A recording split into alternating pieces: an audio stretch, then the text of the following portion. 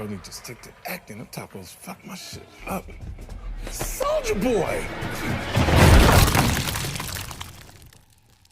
What's up, Rearview crew? We are back with another review, and I just finally finished The Boys Season 5, Episode 5. And this episode finally picked back up to that good old boys content that we know and love, with murder, with superpowers, with a bunch of bullshit. We love it.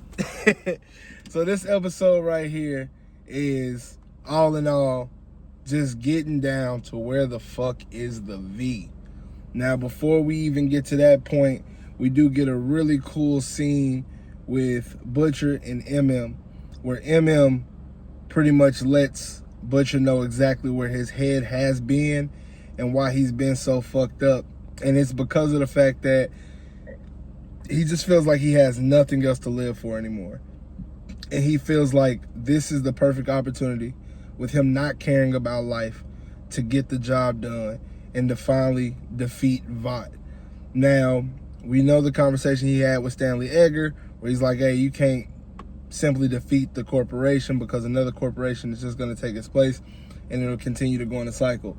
MM doesn't care about that. MM wants to take this Vought cycle down so that at least in his lifetime, he doesn't have to endure any more suffering like that his family had to go through the hands of Soldier Boy. He recognizes the fact that he can't kill Soldier Boy, so the next best thing is to take down the corporation that endorses him, and Homelander and the Deep, Black Noir, all of them.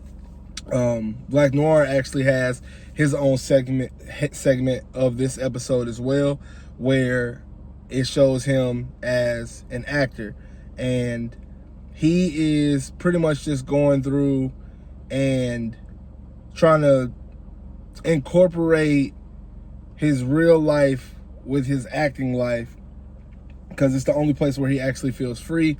He can actually talk. He can be himself. But everything that he's going through with the Deep, by taking ownership of bringing Stanley Edgar to Homelander, is really starting to bother him.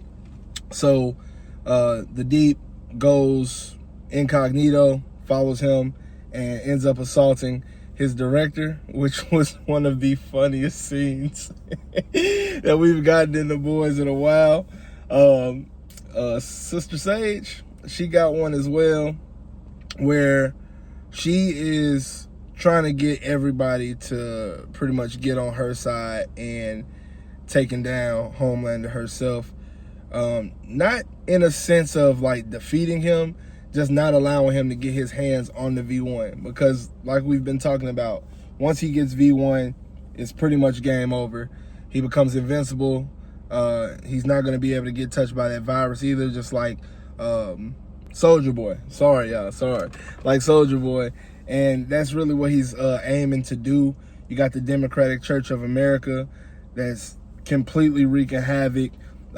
Even so much, man, with Firecracker, her upbringing in Florida, in Tampa, it's become evident that like her love for Jesus is still intact, and everyone sees that.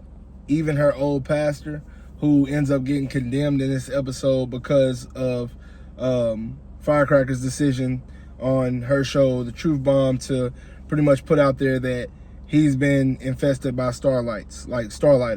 Starlighters are, they've infiltrated the church, and that's the reason why he's not trying to go corporate with Homelander and joining that congregation, because he's on the opposite side, and Homelander's not going for that. He wants everybody to pay the price.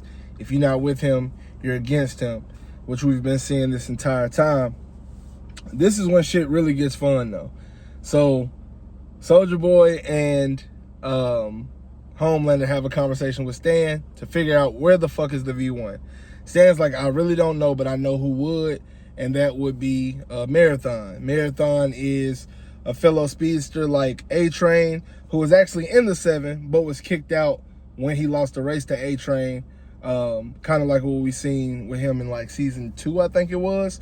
And when he loses this race, his spot in the 7 is overtaken by A-Train.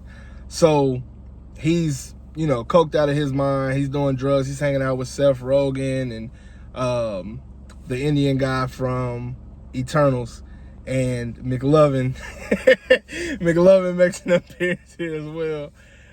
And it's just one of those things that reminds you that The Boys is, although it's awesome, it's gory, it's very mature, man, it's something that you don't take serious at its core. Like it's complete satire, complete spoof of the MCU, of the DCU, with its self-proclaimed VCU. They even make fun of Sony Entertainment, who of course is behind The Boys, and just talking about this is where people go when they can no longer, function or live in the superhero world, which is funny because, you got your Spider-Mans, Cravens, Venoms, and all of those movies that don't do as good as the MCU movies.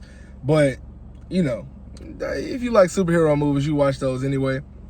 And not all of them are bad, but it was pretty funny that they took a jab at that. But the funniest scene is the one that I showed y'all at the beginning of this one, when Jared's character is trying to Marathon is trying to catch Soulja Boy, and Soulja Boy is just laying out everybody in front of him to die. We even get Craig Robinson, man, the man, the myth, the legend himself. And if you see Seth Rogen, you used to always see James Franco, but with all the bullshit that James Franco been going through, you're gonna see Craig Robinson with him. You're gonna see McLovin with him. And it was crazy, man. Going through that house, they got the Puff oil. I can't remember what it was called. It was like Puff Baby or something like that, which is clearly a nod to Diddy.